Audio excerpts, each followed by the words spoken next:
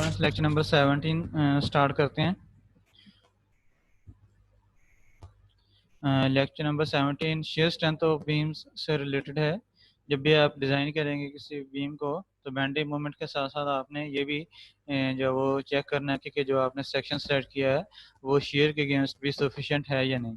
तो shear strength आपने किस तरह से कैलकुलेट करनी है, उसके लिए एएसी स्पेसिफिकेशंस का जो चैप्टर जी है वो design of members for share जो है वो उसको डील करता है। हार्ड रोड शेप्स और वेल्डेड बिल्ट अप शेप्स दोनों जो है वो इस चैप्टर के अंदर जो वो कवर की गई हैं। यहाँ पे हम इस लेक्चर के अंदर सिर्फ हार्ड रोड शेप्स मींस जो शेप्स मैनुअल के अंदर लिस्टेड हैं सिर्फ उनको डिस्कस करेंगे। जो बिल्ट अप शेप्स हैं उनको हम नेक्स्ट प्लेट गर्डर का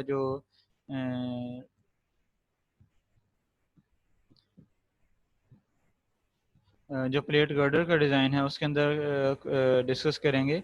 जो एएससी प्रोविजंस हैं हॉट रोड शेप्स की वो चैप्टर जी के सेक्शन 2.1 के अंदर गिवन है एएससी स्पेसिफिकेशंस के अंदर। एएससी प्रोविजंस को स्टडी करने से पहले हम थोड़ी सी थ्योरी जो हम रिवाइज कर लेते हैं। ये हमने शेयर स्ट्रेस की जो थ्योरी थी वो मैकेनिक्स और मटेरियल में भी जो वो स्टडी की थी उसी को हम थोड़ा सा रिवाइज कर लेते हैं। Before covering the ASC provisions for shear strength, we will first review the basic concepts from mechanics and material. Mechanics and material में हमने जो shear stress के जो concept study किए थे उनको हम थोड़ा सा revise करेंगे। एक हम सिंपली स्पॉटेड बीम जो है वो कंसिडर करते हैं जिसके ऊपर जो वो लोडिंग और उसकी जो shear डायग्राम है वो गिवन है। किसी भी एक पॉइंट के ऊपर जो shear स्ट्रेस है उसको हम यहाँ पे FV से रिप्रेजेंट करेंगे। मैकेनिक्स और मटेरियल में shear स्ट्रेस को हम जो है वो टॉ से रिप्रेजेंट कर रहे थे, तो वही टॉ की वैल्यू जो होगी यहाँ पे वो एफ सबस्क्रिप्ट वी की वैल्यू होगी। मींस इस बुक में शेयर स्ट्रेस को एफ सबस्क्रिप्ट वी से रिप्रेजेंट किया गया है।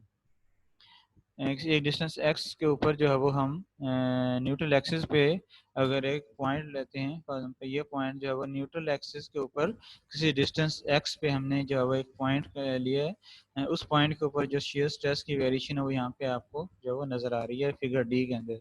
फिगर सी में जो इंटरनल शेयर फोर्स है वो कैलकुलेट की गई है।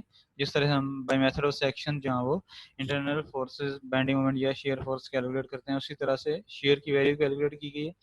और शेयर फोर्स की जो डिस्ट्रीब्यूशन है उस क्रॉस सेक्शन के ऊपर वो शेयर स्ट्रेस है उसको एफ सबस्क्रिप्ट वी से रिप्रेजेंट किया गया है।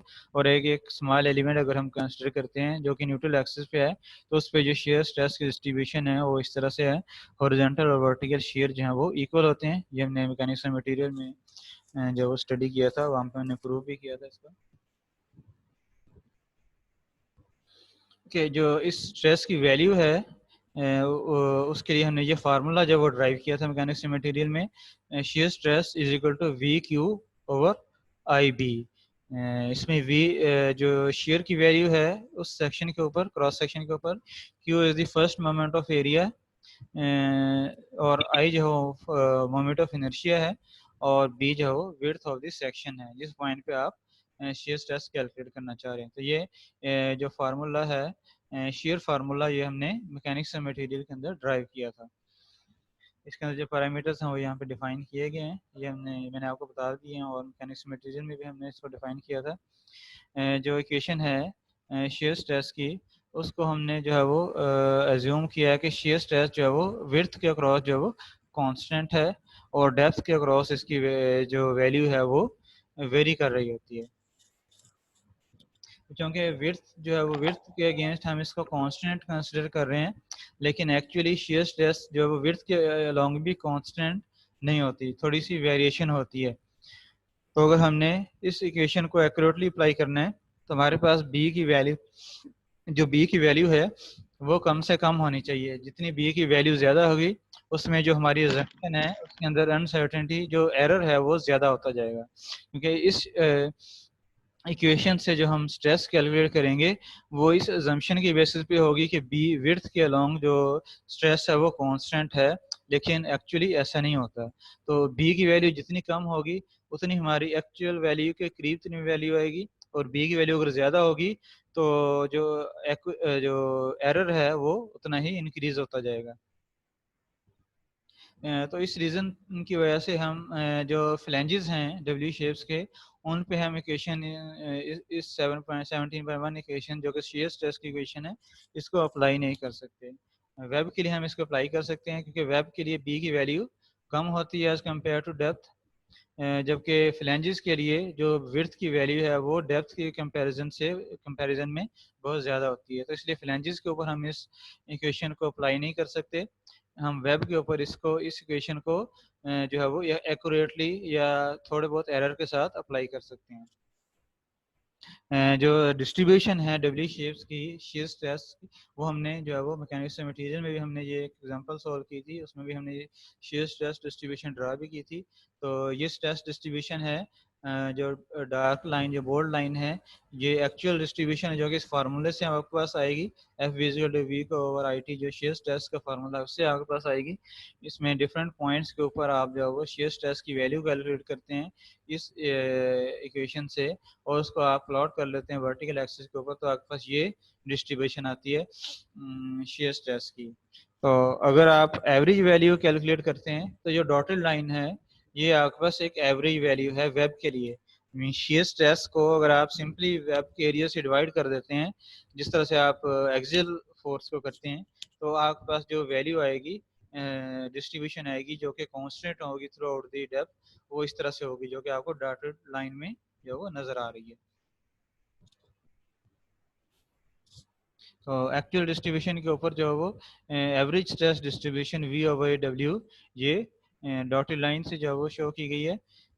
द वेब जो है वो कम्प्लीटली यील्ड कर चुका होगा फ्लैंज के अंदर यील्डिंग होने से पहले। यहाँ पे इस डिस्ट्रीब्यूशन से अगर आप देखें तो एक वी की एक कांस्टेंट वैल्यू के लिए फ्लैंज के अंदर जो स्ट्रेस है वो बहुत कम है एज कम्पेयर टू वेब। तो इसका मतलब ये है कि फ्लैंज के यील्ड करने से बहुत पहले वेब जो है वो यील्ड कर चुका होगा, क्योंकि जो वेब है उसकी विड्थ जो होती है वो बहुत कम होती है एज कम्पेयर टू फ्लैंजेस। तो शेयर स्ट्रेस जो वो वेब के अंदर जो है वो बहुत ज़्यादा होती है एज कम्पेयर टू फ्लैंजेस। तो इसका मतलब ये है कि फेलियर पे मीन यील्डिंग पे सबसे पहले जो है वो वेब के अंदर यील्डिंग होगी शेयर की वजह से। फ्लैंजेस अभी यील्डिंग से काफ़ी जो है वो बिलो होंगे। फ्लैंजेस के अंदर जो स्ट्रेस है वो यील्ड स्ट्रेस से काफ़ी कम होगी। तो इस जो वेब यील्डिंग ऑफ वेब है, ये हमारे पास शेयर लिमिट स्टेट है एक। मीन जो कैपेसिटी हम कैलकुलेट करेंगे, शेयर स्ट्रेंथ जो कैलकुलेट करेंगे बीम की, वो based on yielding of web होगी, क्योंकि यहाँ इस डिस्ट्रीब्यूशन से हमें क्लियरली ये पता चल रहा है कि वेब जो है वो पहले यील्ड करेगा, तो इसलिए स्ट्रेंथ जो है वो जो वेब की यील्डिंग है उसकी बेसिस पे हम कैलकुलेट करेंगे।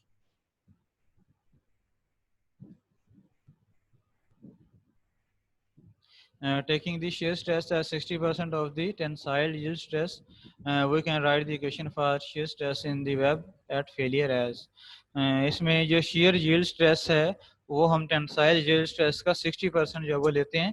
तो इस तरह से हमारे पास जो shear yield stress होगी वो 0.6 Fy के इक्वल होगी। इसको अगर हम जब वो इसको हम अगर इक्वेट करते हैं जो वेब की एवरेज shear stress है उसके साथ, तो हमारे पास जो है वो इक्वेशन आ जाएगी वेब के अंदर स्ट्रेस के लिए, F V is equal to V N over A W. इसके अंदर वी एन जो है वो नॉमिनल कैपेसिटी है, शेयर कैपेसिटी है वेब की, और ए डब्ल्यू जो है वो वेब का एरिया है। तो इसको अगर हम रीअरेंज करके लिखें, तो अगर हम नॉमिनल शेयर कैपेसिटी करके कैलकुलेट करने इसको हम वी एन से रिप्रेजेंट कर रहे हैं, तो ए डब्ल्यू इधर आके मल्टीप्लाई हो जाएगा, तो V N will be equal to 0.6 F Y A W. ये हमारे पास जो वो इक्वेशन है नॉमिनल शेयर स्ट्रेंथ की, जो कि हम जिसके अंदर हम सिर्फ वेब के अंदर स्ट्रेस को कंसिडर कर रहे हैं, फ्लैंजेस के स्ट्रेस जो उसको हम कंसिडर नहीं कर रहे।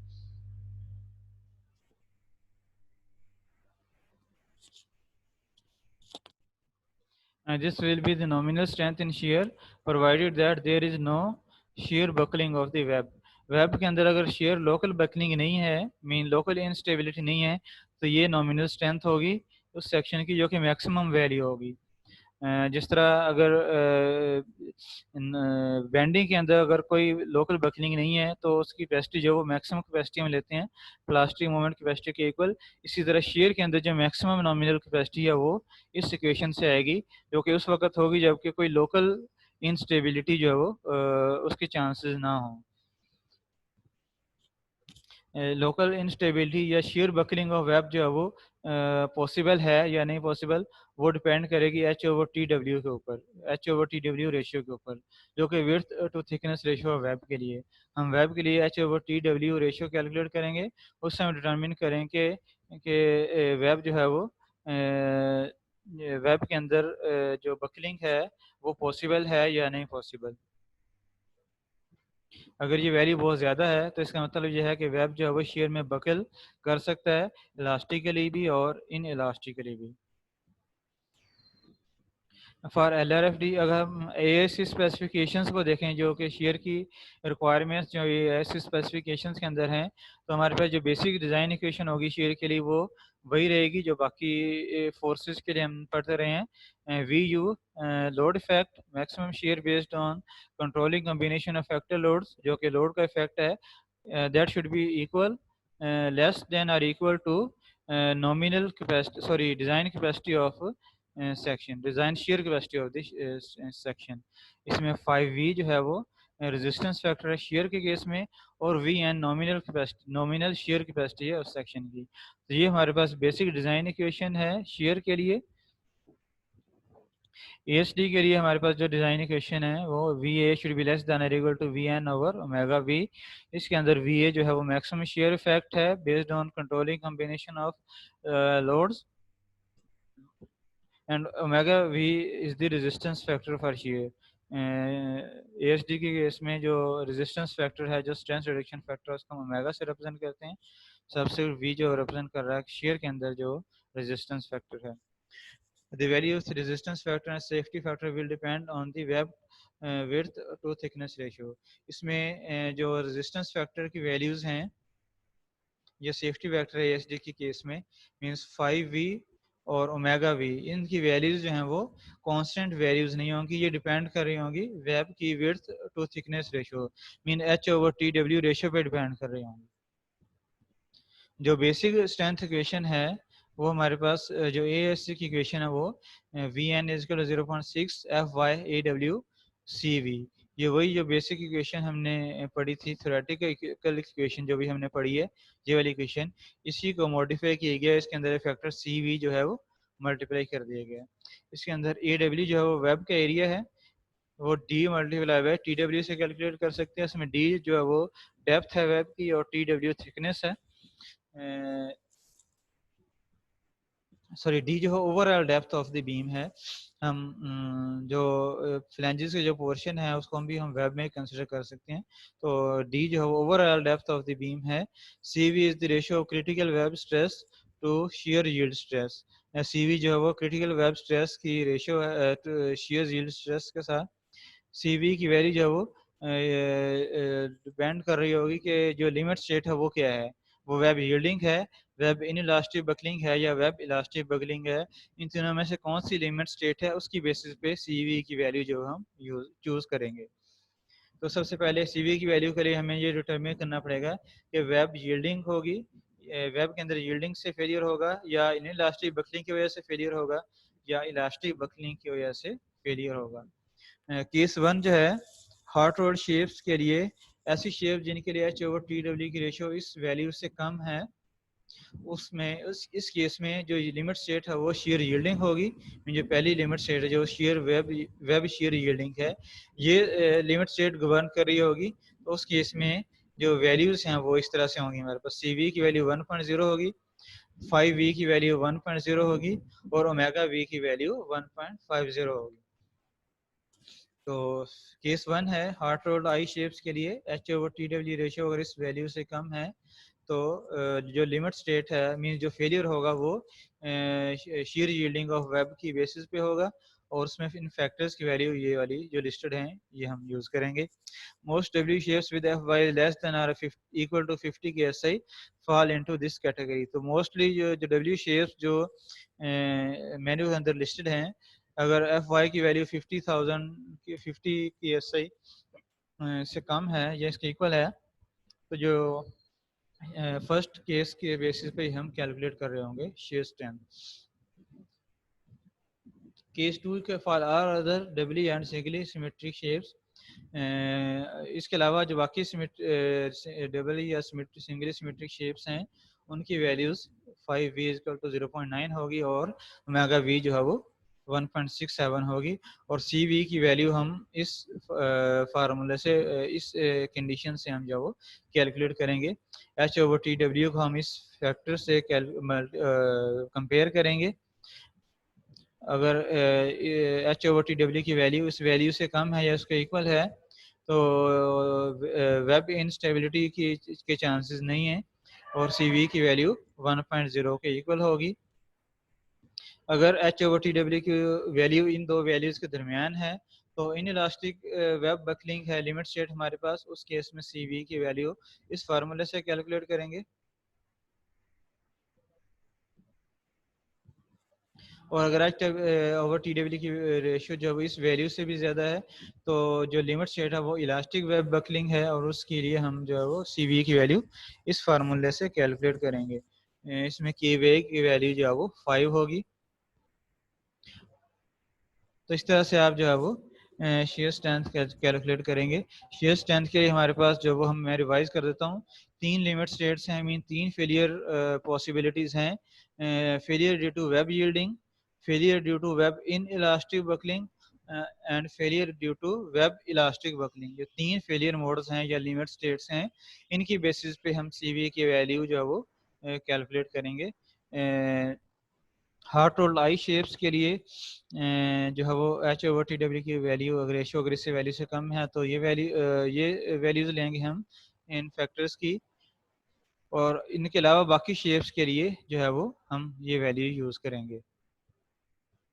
और अगर वैल्यू जो है एच ओवर टी डब्ल्यू की वैल्यू इस वैल्यू से कम है तो जो फेलियर मोड है वो नो इंस्टेबिलिटी है, मीन वहाँ पे शेयर जो वेब की लोकल बकलिंग है वो पॉसिबल नहीं है, उसके लिए सीवी की वैल्यू 1.0 होगी।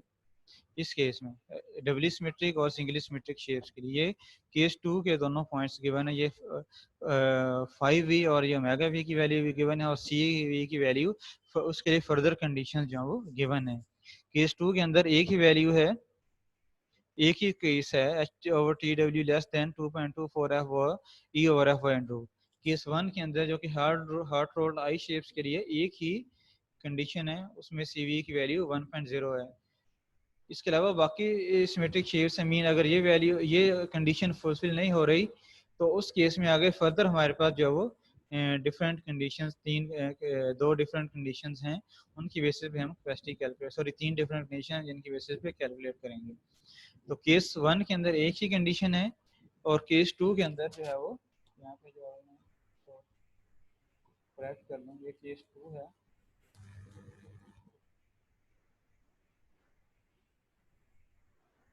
तो केस टू के अंदर फर्दर तीन कंडीशंस हैं सीवी के लिए। 5v की एक ही वैल्यू है लेकिन सीवी की फर्दर तीन कंडीशंस हैं। वो कंडीशंस क्या हैं? H over T W is less than or equal to 1.10 K V E over F Y. तो इस केस में सीवी की वैल्यू 1.0 होगी। और अगर एच ओवर टी डब्ल्यू की जो रेशियो है वो इन दो वैल्यूज़ के दरमियान है तो इन इलास्टिक वेब बकलिंग होगी और उसके लिए सीवी की वैल्यू सीवी का फार्मूला ये वाला गिवन है, इससे कैलकुलेट करेंगे। और अगर एच ओवर टी डब्ल्यू की वैल्यू जो है वो रेशियो जो है वो 1.37 K V into E over F Y से ज़्यादा है तो सी वी की वैल्यू इस फार्मूले से कैलकुलेट करेंगे। तो इस तरह से ये दो केसेस हैं, पहले केस में एक ही कंडीशन है और दूसरे केस में तीन डिफरेंट कंडीशंस हैं। तो इस तरह से आप जो है वो कैपेसिटी कैलकुलेट करेंगे जो शेयर के लिए। एग्जांपल सॉल्व करते हैं। अभी जो हमने लेक्चर नंबर 16 के अंदर जो प्रीवियस लेक्चर के अंदर हमने बीम सेक्शन जो वो सॉल्व किया था उसके लिए उसकी हमें शेयर कैपेसिटी जो है वो चेक करनी है कि अप्लाइड शेयर के लिए वो सफिशेंट है या नहीं। तो उसके लिए हमारे पास डायमेंशन प्रॉपर्टीज टेबल में से विड्थ वेब की जो विड्थ टू थिकनेस रेशियो है W14/90 के लिए वो हम ले लेंगे। एच ओवर टी डब्ल्यू की वैल्यू जो है वो प्रॉपर्टीज टेबल के अंदर जो मैनुअल के प्रॉपर्टीज टेबल के अंदर गिवन है। B F over two T F की वैल्यू मैंने आपको प्रीवियस लेक्चर के अंदर जो वो दिखाई थी, उसी के साथ जो अगला कॉलम है वो एच ओवर टी डब्ल्यू का, वहाँ से आप एच ओवर टी डब्ल्यू की जो वैल्यू ले लेंगे। वेब एरिया कैलकुलेट करेंगे, depth multiply by thickness of web से। थिकनेस ऑफ वेब भी आपको मिल जाएगी प्रॉपर्टीज टेबल में से। डेप्थ जो वो 14 इंचेस है, जो कि आपको इसकी डेजिग्नेशन से जो वो शो हो रहा है। तो डेप्थ को थिकनेस से मल्टीप्लाई करके आप वेब का एरिया कैलकुलेट कर लेंगे इंच स्क्वायर में। उसके बाद आप जो हमारे पास फर्स्ट केस था उसको चेक करेंगे कि क्या फर्स्ट केस प्रिवेल कर रहा है या कंट्रोल कर रहा है या नहीं। उसके लिए हम 2.24 टी ओवर एफ वाई की वैल्यू कैलकुलेट करेंगे। न्यूमेरिकल वैल्यू हमारे पास आ गई 54। इसको हम कंपेयर करेंगे H over T W ratio के साथ। तो strength is govern by share yielding of the web. तो अगर तो ये कंडीशन प्रिवेल कर रही है फर्स्ट केस वाली, तो हम उसी की बेसिस पे वैल्यू लेंगे सी वी की। और अगर ये कंडीशन जो फुलफिल नहीं हो रही, फिर हम आगे केस टू की जो 3 कंडीशन है उनको एवेल्यूएट करेंगे। तो सबसे पहले आपने जो है वो केस वन को ही चेक करना है, क्या केस वन जो है वो उसकी कंडीशन फुलफिल हो रही है या नहीं। अगर फुलफिल हो रही हैं तो हम सी वी की वैल्यू 1.0 ले लेंगे, 5 वी की वैल्यू भी 1.0 ले लेंगे, और हम नॉमिनल शेयर स्ट्रेंथ कैलकुलेट कर लेंगे इस फार्मूले से, इक्वेशन से, जो ए एस सी की इक्वेशन है। तो इस तरह से आपके पास जो वो share strength, nominal share strength आ गई। 5V की वैल्यू इस केस में 1.0 है। फर्स्ट केस जो हमने पढ़ा था उसके लिए 5V की वैल्यू 1.0 है। तो 5V से मल्टीप्लाई करके हम डिज़ाइन शेयर स्ट्रेंथ कैलकुलेट कर लेंगे। तो इस तरह से हम जो है वो डिज़ाइन शेयर स्ट्रेंथ कैलकुलेट करेंगे किसी भी बीम के लिए। सबसे पहले दो केसेस हैं, मैं दोबारा से रिवाइज कर देता हूँ। दो केसेस हैं। फर्स्ट केस जो है वो heart road I shapes with H over T W less than or equal to this value, ये फर्स्ट केस है। आप सबसे पहले इसी केस को चेक करेंगे। अगर ये केस की, इस केस की ये वाली कंडीशन फुलफिल नहीं हो रही, फिर आप केस टू की तरफ जाएंगे। अगर ये केस वन वाली ये कंडीशन फुलफिल हो रही है, फिर आगे केस टू की जो कंडीशन है उनको वैल्यूएट करने की ज़रूरत नहीं पड़ेगी, हम ये पैरामीटर जो गिवन है वो यूज़ कर लेंगे। और अगर केस वन की कंडीशन फुलफिल नहीं हो रही, फिर हम आगे फर्दर केस टू पे जाएंगे। केस टू की कंडीशंस कब फुलफिल नहीं हो रही होंगी, अगर तो जो शेप है वो आई शेप्स के अलावा कोई और शेप है, फॉर एग्जांपल डब्ल्यू शेप्स हैं, सॉरी चैनल शेप्स हैं, तो उस केस में हम केस टू की तरफ जाएंगे। अगर डब्ल्यू शेप्स है या आई शेप्स है, मीन एस शेप या डब्ल्यू शेप है, तो या चैनल शेप है, उस इन तीनों केसेस में हम सबसे पहले केस वन ही एवेल्यूएट करेंगे। अगर ये कंडीशन फुलफिल नहीं हो रही, फिर हम केस टू की तरफ जाएंगे। अगर इन तीनों शेप्स के अलावा कोई और शेप है, सी शेप, एस शेप और डब्ल्यू शेप, इन शेप के अलावा कोई और शेप है, फिर हम डायरेक्टली केस टू पे जाएंगे। केस टू की जो कंडीशंस हैं उनको एवेल्यूएट करेंगे। जो 3 डिफरेंट कंडीशंस हैं उनमें से जो भी कंडीशन प्रिवेल कर रही होगी उसके कॉरस्पॉन्डिंग सी वी की वैल्यू हम ले लेंगे। तो इस तरह से आप जो है वो शेयर के लिए जो बीम की कैपेसिटी है वो कैलकुलेट करेंगे। तो इस लेक्चर में कोई किसी पॉइंट की समझ नहीं आई तो क्वेश्चन आप पूछ सकते हैं।